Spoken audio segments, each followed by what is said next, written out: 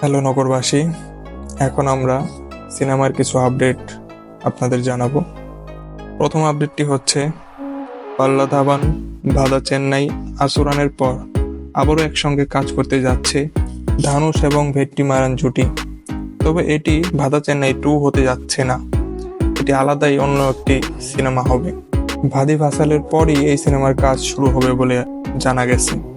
আমাদের দ্বিতীয় আপডেট হলো রজনীকান্ত স্যারের জেলার 2 এর 2টি প্রোমো সেন্সর হয়েছে।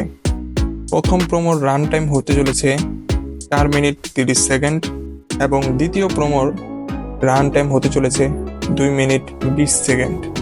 তো কিছুদিনের মধ্যেই আমরা জেলার 2 প্রোমো দেখতে পাবো বলে জানা গিয়েছে। তৃতীয় এবং শেষ আপডেটটি হলো গেম চেঞ্জারের প্রথম দিনের 186 কোটি টাকার কালেকশনের ভুল তথ্য হিসাবে নিশ্চিত করেছে এক্স কমিউনিটি নোটিস। বক্স অফিসের ভুয়া আয়ের তথ্যের জন্য কমিউনিটি নোট পাওয়া প্রথম ভারতীয় সিনেমা হতে চলেছে এই গেম চেঞ্জার সিনেমাটি। এরই সাথে আমি আরেকটি সিনেমার আপডেট জানাচ্ছি।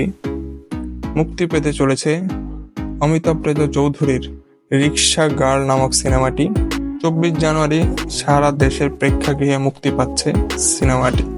এই ছিল আমাদের আজকের আপডেট। দেখা হচ্ছে পরবর্তী ভিডিওতে। ধন্যবাদ সবাইকে।